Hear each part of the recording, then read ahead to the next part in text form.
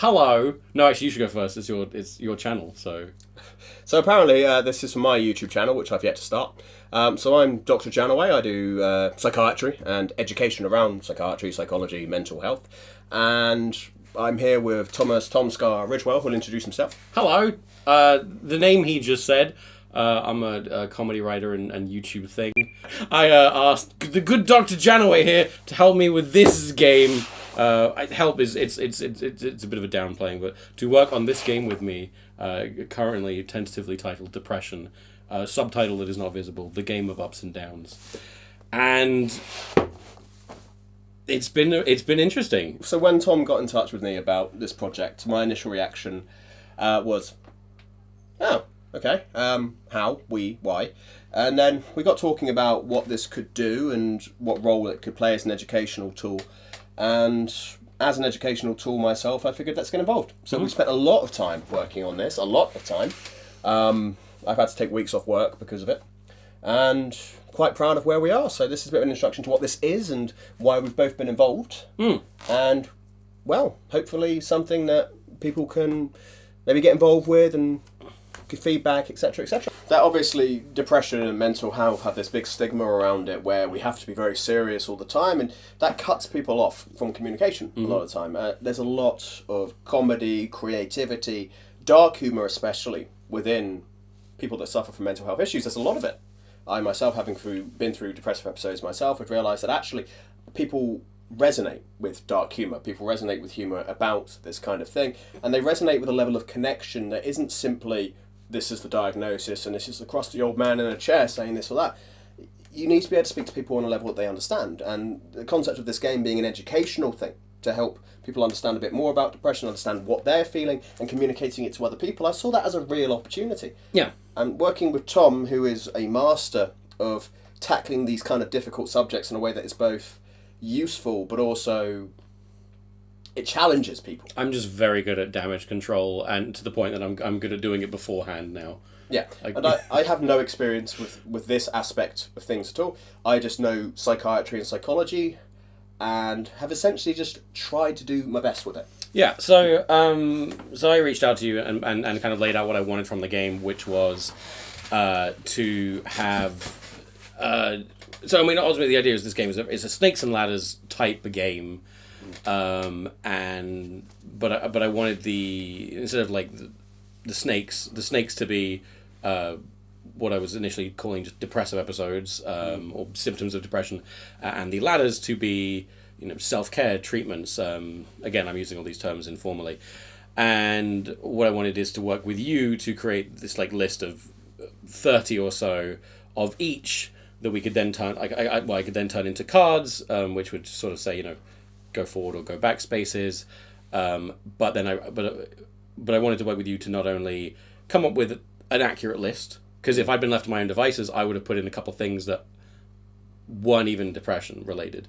There were just personal things to do with me that I have blended into my identity, and the umbrella of my own mental health issues. But then most importantly, each card would then have this additional bit of information, which you called insights, I believe, or reflections. Reflections. You call them reflections, yeah, which would be a little bit of information that would detail, that would either explain this thing or give a bit of advice. In my mind, that information is for people who don't necessarily know much about mental health or depression, and could they could just play this game, and then if they want to, they can choose to read that information and walk away with a bit more information. Because I'd like the idea of people playing this game with family or friends, and everyone walking away understanding a little bit more. Because it's hard. I don't want to sit anyone down and explain how my feelings work. I just want to be like, can we play this fucking game? Just please. No, I think you're right. I think one of the things that really struck me about this was that potential of... I mean, I wish that 5-10 years ago, during one of my severe depressive episodes, I'd been able to sit down with my family and just say, let's play this game, and this will maybe be able to help you understand why I'm acting like I'm acting. And you can maybe understand it a bit more. And for me as well, being on the other side of that and being a psychiatrist now and learning a lot about how this stuff works, and also realising what we don't know about how it works, creating these kind of cards and these reflections has been a learning process, and has actually helped me, even now, day to day with my patients, think, okay, actually these are the processes. So for me, this has not just been learning, it's also been kind of passing on my experience in a way that I hope resonates. Yeah, and I've definitely learned a lot about something that I kind of felt like I knew a lot about already. I kind of walked away surprised by a few things and was able to put some theory and even terminology to things I'd experienced for years but never known how to actually to vocalize. Yeah, what was that? Anhedonia. One thing, anhedonia was a massive one. But because before I knew the term anhedonia, I would just always say the Grand Theft Auto 5 incident, where I got Grand Theft Auto 5, didn't immediately love it, and realized I was depressed because it was like, I have to love this game. Something's wrong. But I think one thing that's probably helped us both as well in terms of communicating and understanding depression is you wrote these reflections. But to fit them on these cards, I needed to work to kind of cut them down and simplify them, which meant kind of like... But also while doing that, I was trying to tweak the language to be very accessible to someone who doesn't have a doctorate or someone who doesn't have experience as well in depression. And yeah, I think that I could now throw out some great little tidbits just from these cards, which is really fun. It's stuff that just everyone should know, and if we all know this stuff from an early age, actually, I think the biggest thing we can do about mental health is try and prevent illness in the first place. And these little things, they're not just, this is what happens when you're depressed, that we're also talking about kind of cognitive processes, perspectives that you might have that might lead you into depression or keep you there, the kind of psychological things that are maybe not so obvious to people, that I've learned not just through doing the job, but also through reading extensively around it and all the different approaches and the common things between them. And to me, it's very much a psychodynamic approach. It's looking at how people think, not just on a surface level, but underneath, and finding ways that manifests itself day to day, which isn't just in depression, it's everywhere. Even in this discussion we're having now, there'll be an element of that going on. Yeah. And it's just bringing that to people's attention, potentially for the first time, can help them see that actually the things that they're experiencing are not orders, they are offers, or they are opportunities for learning as opposed to jailing. These are things that can be learned from. At least that's the theory. Well, I mean, another factor that I think for me personally is that depression is an extremely isolating, or can be a very isolating experience, especially when you're first, kind of experiencing it. You may not realize what's happening. It can be very isolating, and of course, one of the first things it comes for is your sense of hope, and the idea is that what I found that just raising awareness of and normalizing this not only does loads to reduce isolation in people. I've done videos about depression, and that's the feedback I've got directly from my own audience, but also the issue in regards to hope, something like this existing and being filled with all these cards that kind of just detail the ways that we can help get better and improve. There are so many. Would hopefully just come with a bit of hope built in.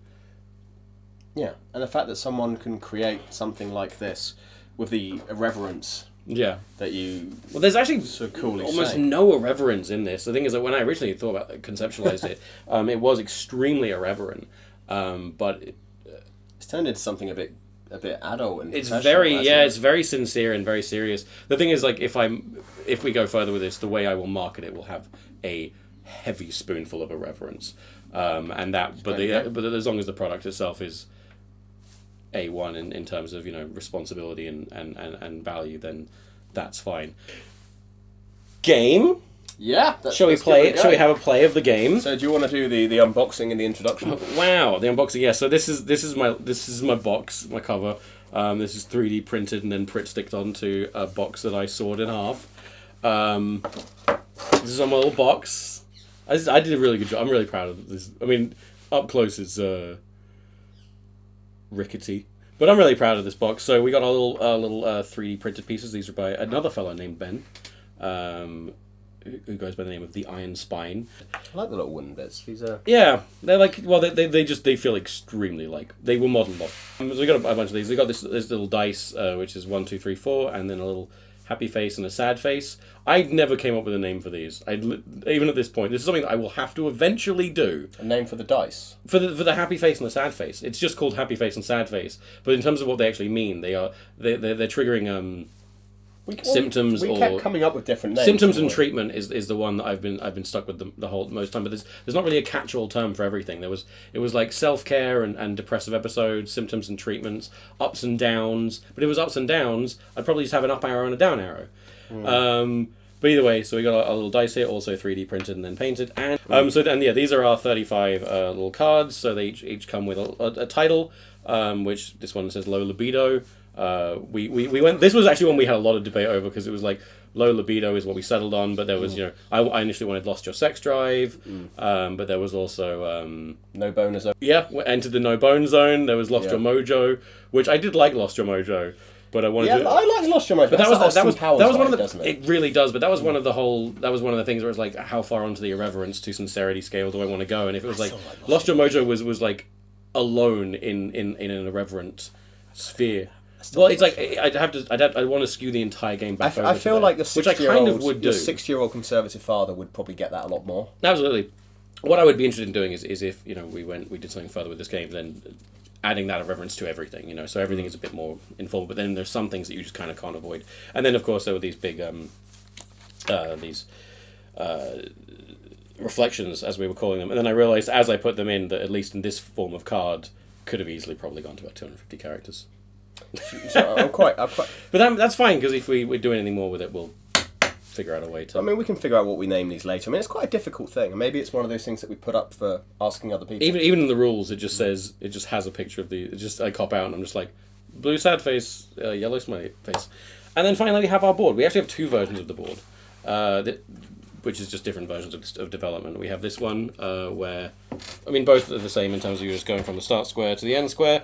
But this, to make the game more interesting and dynamic, I added in two sort of shorter paths, but they were more perilous paths.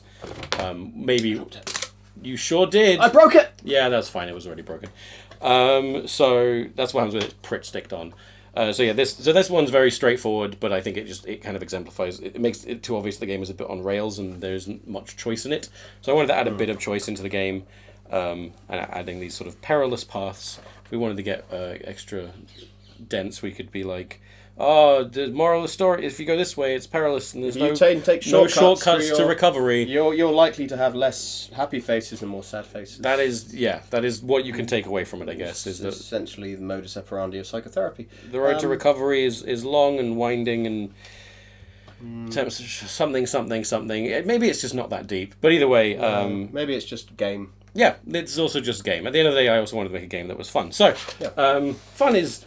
Should we play the short one or the long one? I think we can go with the long one because we can take some risks. Adds to more diversity in play. The smart play is to never take the shortcut unless you do a specific role. Which colour would you like to be? We have many to choose from. Well, I'm obviously, because of the generic redness of me, I'm going to go green. I'm wearing bright red right now. But I also have the gingerish beard. I'm wearing I'm going to go with...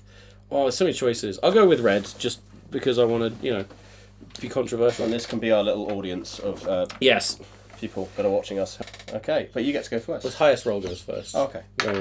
I got sad face, so you go first. That's a good start for me. I've decided that if you get the sad face on the start tile, you don't bother picking up a card because there's nothing. You can't go any further back. You fail. You're at rock bottom. You are lose. In bed. 4. Booyah. 1, 2, 3, 4. Largely uneventful. All right. 3. 3. Also uneventful. Have a dice, though. That's where it comes into it just being a word, doesn't it? Mm-hmm. Okay, so that's a solid 1. Oof. Look at you. So look at me and you hanging out. And neck. The shafts are touching. Happy face. Best day ever. Right. I socialized, so I get to go forward 3 spaces, and I'm not going to take the perilous shortcut, as it would land me on a depressive square immediately. 1, 2, 3. But fun fact about socializing: we often define our world and even our sense of self through relationships, connecting with people. Shut up, bird. Apart from that bird. Connecting with people helps to remind us of our worth and challenge the negative stories we tell ourselves. Oh. Public reading is really difficult for me. I do not enjoy it. Well, luckily I haven't had to yet, but there'll be a time, probably about now. 3! Shall I take the risk? Do not take the risk. You will I'm taking the immediately risk. land on a... 1, 2, 3. Why would you do that? Education! Trust me, you don't need to rush to hit the depressive tiles. You will anyway. This is bad. Oh, God. Because I'm going back to 1 space. Felt physical pain. Mental trauma can be felt physically, be it the ache of sadness felt in the chest and arms or uncomfortable sensations. By acknowledging this as a call to seek psychological support, it will likely improve. True fact. And fun fact: there's no lies in it, as far as we're aware. As far as I'm aware, there's no lies. I looked it up, but unfortunately, I now have to go back to another one. So let's see how that goes for me. Avoided the good. Avoiding enjoyment can be a form of self-punishment and a surrender to the mistaken belief that we are undeserving of happiness. It is also the exact opposite of what we need to recover and move forward. So a bit salient education. A form of self-sabotage, as it were. Indeed. And speaking of, I now have to go back 2 spaces. So it was all of it so unavoidable. 4 again. Oh yeah. 1, 2, 3, 4. Right. 4 again. I'm killing it. I'm not gonna lie. 1, 2, 3, 4. You got a happy card. Oh yeah. I showed self-kindness, and I get to go forward 1 space. Self-kindness can be as simple as granting yourself good rest, or as complex as coming to love who you are, not who you aspire to be. Mm-hmm. Think about how you would treat a loved one, and apply that same mercy to yourself. I think that think of how you would treat a loved one is such an important thing to remind ourselves. Is like you would never treat anyone else in your life the way you treat yourself. That's true. Because you are so mean. 1. No, and I think it's very bad. Like, weirdly enough, I actually used to pretend that when I was low, you've heard of the black dog metaphor. I'd actually think, what would I do if my pet was sick? If the pet needed to take antibiotics, I'd give him antibiotics. If the pet needed to go exercise, I'd be like, you're going out, you little thing. And so I'd do the same to myself. I'd actually treat myself like I was a pet, because pets, they rely on you. So I thought, I have to rely on myself. Weird, but still. 2. Hey, whatever works for you. I mean, 1, 2. There was a point where I was really depressed, where I started living life a little bit like I was playing The Sims or another RPG, where it was not to call The Sims an RPG, although where it would just be like, you know what, today I'm just gonna grind some stats,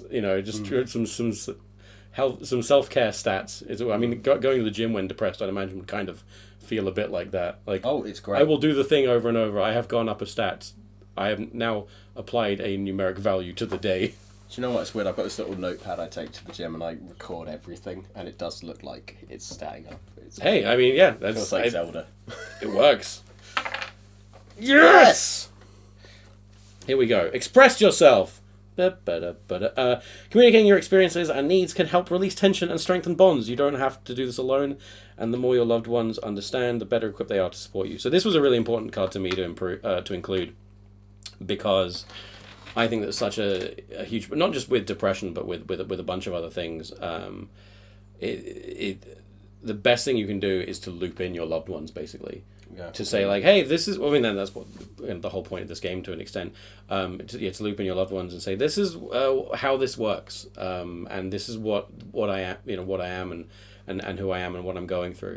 Okay, this is where it's all going to start to go Pete Tong. Damn, I was so good at predicting that. I manifested the negative. You did. Outcome. Didn't eat, can't relate.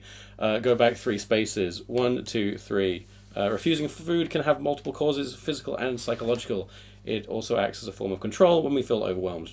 But trying a new food or recipe can spark an overdue sense of adventure and discovery. So that was like, we kind of just like, we covered the point of just, yeah, sometimes we don't eat, but then we just threw in a bit of like, just do it, please. Try eating a new meal. Sometimes it is just about doing the thing that you don't want to do. And I always find that if I'm grumpy and if I'm low, eating something and trying something new always kind of makes me feel a little bit better, even for a short time. And really, it is that case of just agency. And we know that when we're low, we can restrict our eating to make ourselves feel a bit more in control, but it actually makes us worse. There is quite a lot of evidence to say that if we're not eating, we will be sadder. We've all known that. The day is awful. We have a sandwich. The day is great. So it's odd, that, isn't it? Yeah, comfort eating is obviously my poison, and has always been. So, didn't eat is not a relatable one to me. However, I think there's a factor of, I could tweak that card to make it more personal, which is like, didn't eat right, as it were. Like I ate pizza. I ate bad food, and I'm not. This isn't a food shame. Like, obviously, there is a place for everything. You can have some pizza. You can have some. But it's ice what's cream. personal to you. But it's like if I'm exclusively surviving on just the worst things, which is my folly. Yeah, not ideal. Well, I comfort eat as well. It's the reason that I go to the gym so much, is so I Right. can hide that just for a little bit longer. Yeah. Right, let's go. I had that balance for a lovely 1 year. 4. Damn. 1, 2, No. 3, No. 4. Yes. This is the worst day of my life. I mean, I love playing this game. 1, 2, and duh. I feel like things have shifted. I know, this is outrageous. Sad Ha-ha! face. And back we go. Suffer. Worried excessively. Yes, I know this one. Anxiety and depression go hand in hand, as the mind fixates on negative scenarios, often ignoring realistic outcomes in favour of exhausting anticipation. Sharing your fears with a loved one can help us regain perspective. Yes, this is brain. This is what my brain does. It does it a lot. It works with what I do at work, but when I go home and I'm still worrying, then not good. So yes, absolutely, open, share, discuss, consider, reevaluate, all of those things. I'm neck to neck with you again. Damn it. This is outrageous. 4. This is killing it with these 4s. 1, 2, 3, 4. I feel like the dice is getting worn and is suddenly rolling a lot of 4s, maybe. Who knows? Spoke too soon. Sad face for the doctor. Felt exhausted. God damn it!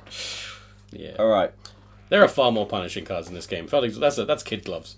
Exhaustion, both physical and mental, are common in depression. Limbs may feel heavy. We may even move slowly, as if reflecting the mind state of being stuck. Gentle exercise can help re-energize us. I relate to that one extremely heavily. That one resonates because I describe it as like feeling like I'm covered in tar or molasses. At least molasses are tasty.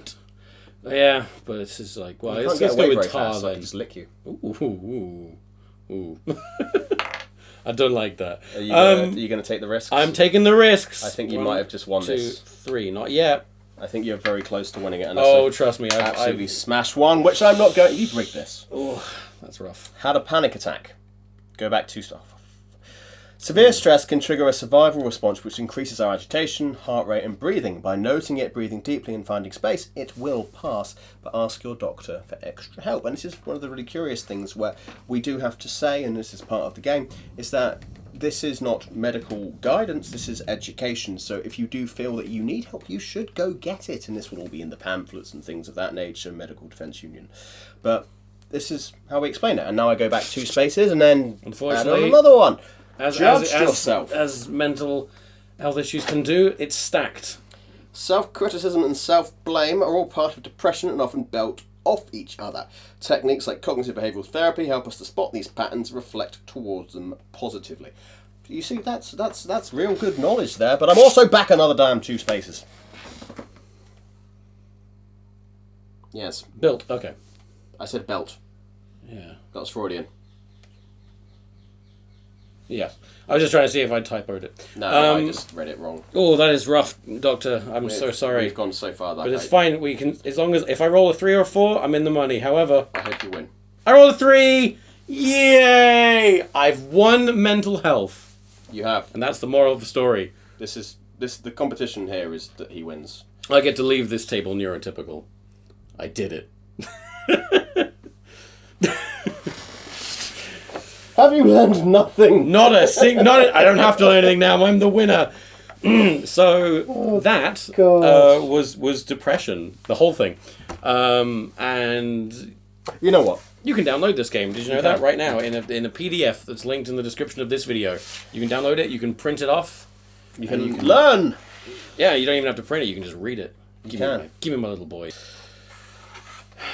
Get in there, you Kermit the Frog sounding motherfucker. Right. Yes, so that's the game. I'll put it back over here. I'm very pleased. I'm very pleased with it. It works, which was a big as a game. It works, and it leads to conversation. Like the conversation. I think was the most important part. Absolutely. But this is a game I can imagine a counsellor playing with someone. With like, yeah, absolutely. Who's younger and they don't necessarily have the language or the understanding of what they themselves are going through, and you could maybe play it in the context of any of this resonating with you. Yeah. But also, you could play it with your conservative parents who they don't have to be conservative, but I'm just like, that's the stress test. If the kind of person is going to go, it's all in your head, son, it would go, oh, actually, that does make a bit of sense. Pleasure doing game with you, Dr. Janaway. Let us know in the comments what you think, unless it's bad, in which case keep it to yourself. And we're depressives, Our happiness is in your hands. Yeah, so please use it wisely. We're going to guilt you out of leaving mean comments. That's absolutely, and just please let us know what you think, because this is hopefully something that will help people. So if you have any ideas, comments, criticisms, indecent comments, all those kind of things, I'm happy to receive them. Tom is not. Well, public response will completely determine whether what happens to this game. Is it just something that I made for one video for a kind of bit of fun, or is it something that the people say, yes, please give us this game in an official capacity so we can play it. I sold my dog to pay for this game, so just think of that. Whoa.